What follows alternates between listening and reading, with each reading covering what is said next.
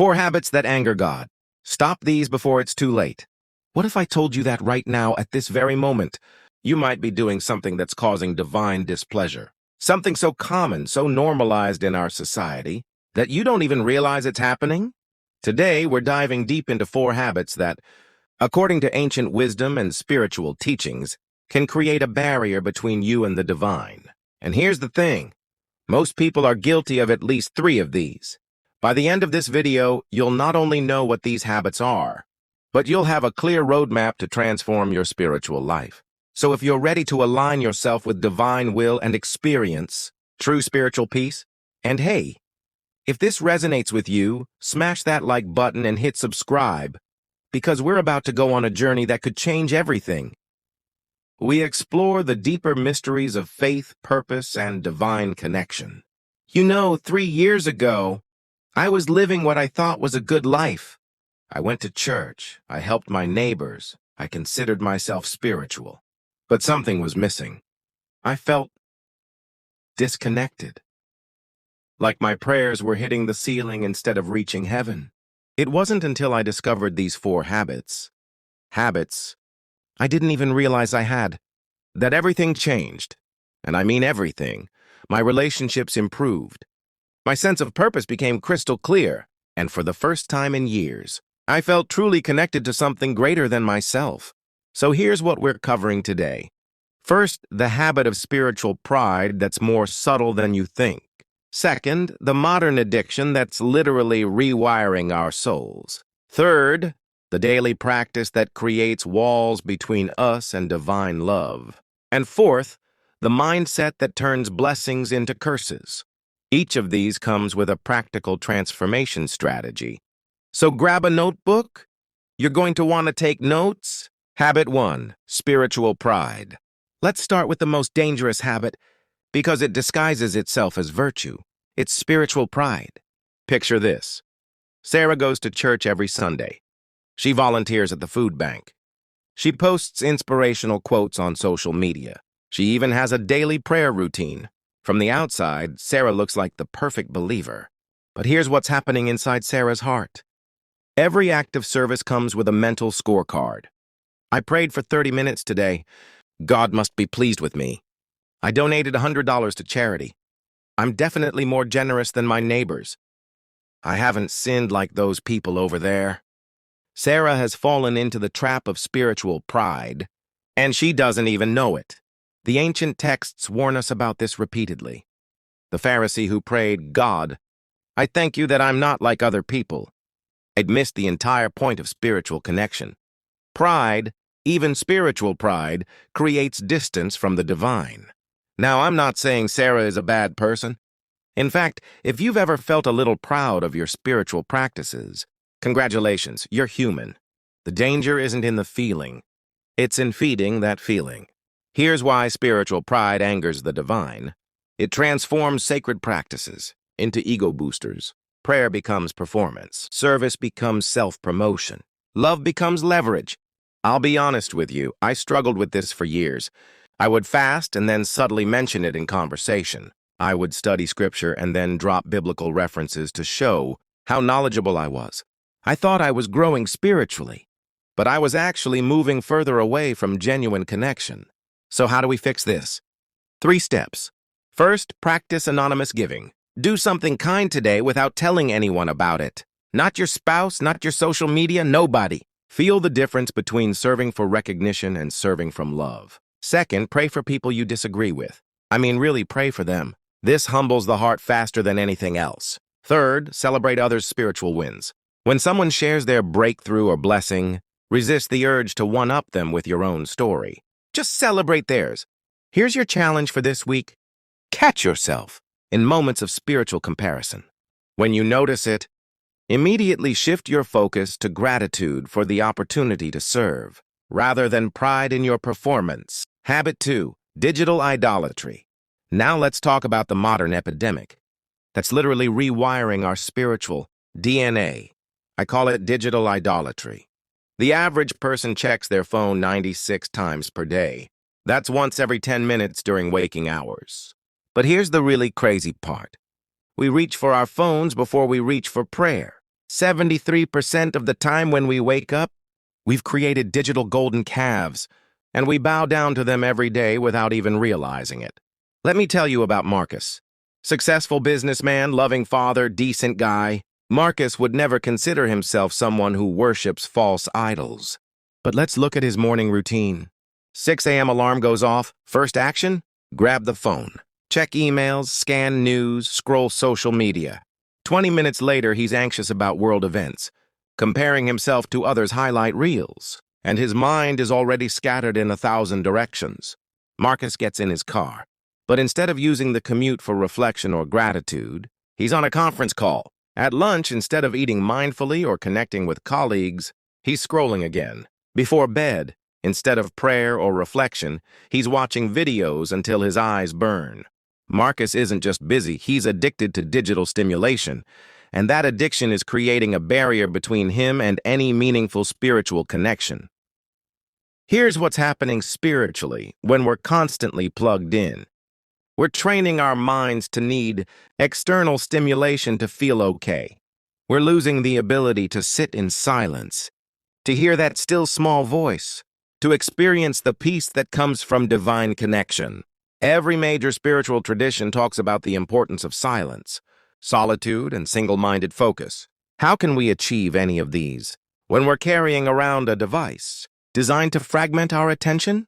When I finally addressed this in my own life, the change was remarkable. I started with just 30 minutes each morning. No phone, no internet, just silence and prayer. Within a week, I was hearing insights I'd been missing for years. Here's your digital detox strategy. First, create sacred spaces in your home where no devices are allowed. Your bedroom should be one of them. Second, implement the first hour rule. No digital devices for the first hour after waking up. Use this time for prayer, meditation, or spiritual reading. Third, practice device fasting 1 day per week. Choose a day where you engage with technology only for absolute emergencies. And here's an advanced practice.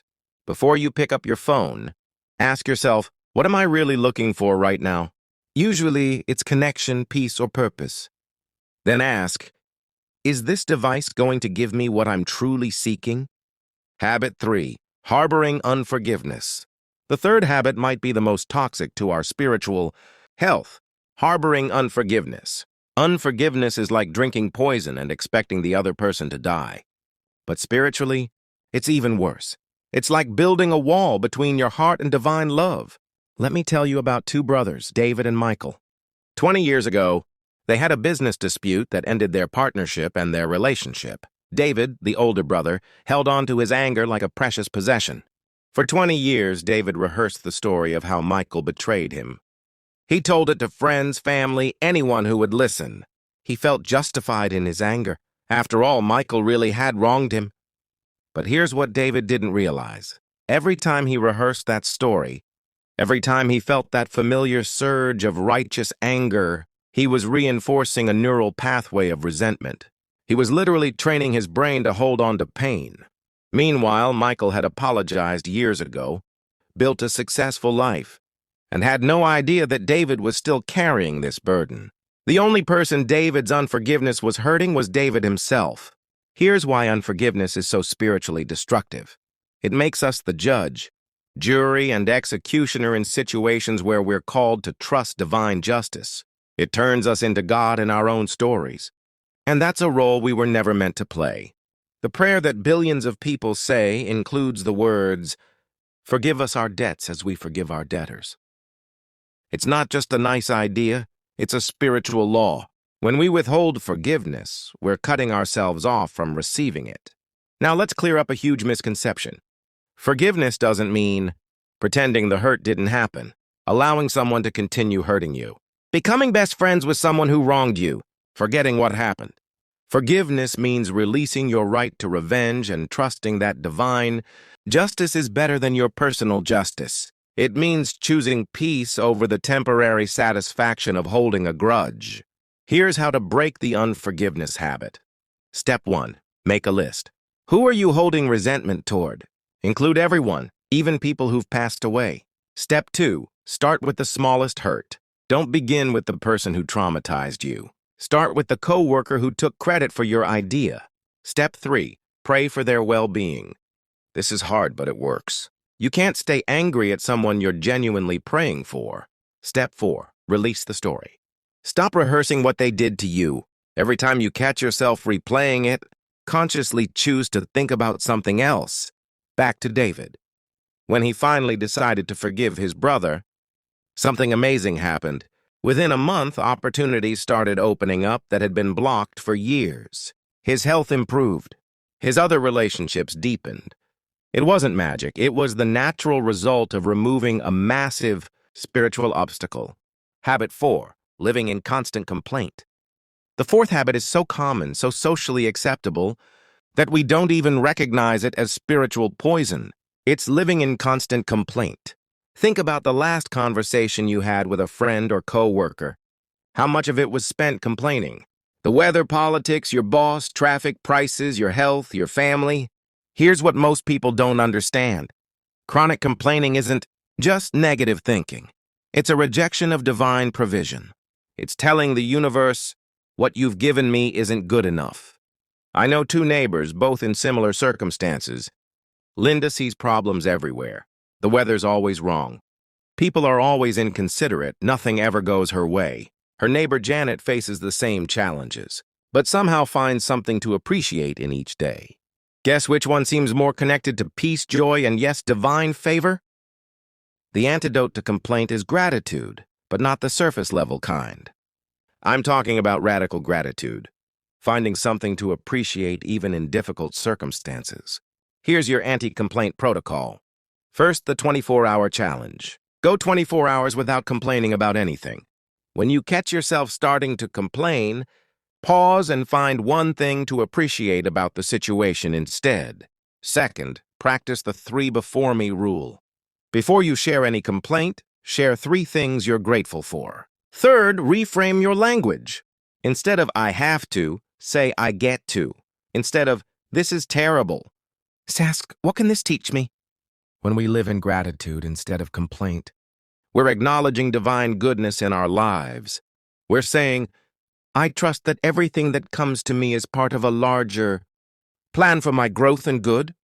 So there you have it. 4 habits that create distance between us and divine. Connection, spiritual pride, digital idolatry, unforgiveness, and chronic complaint. I want you to know that if you recognize yourself in any of these habits, you're not alone. I've struggled with every single one of them. The good news is that awareness is the first step toward transformation. Here's my challenge for you. Choose one habit to focus on this week.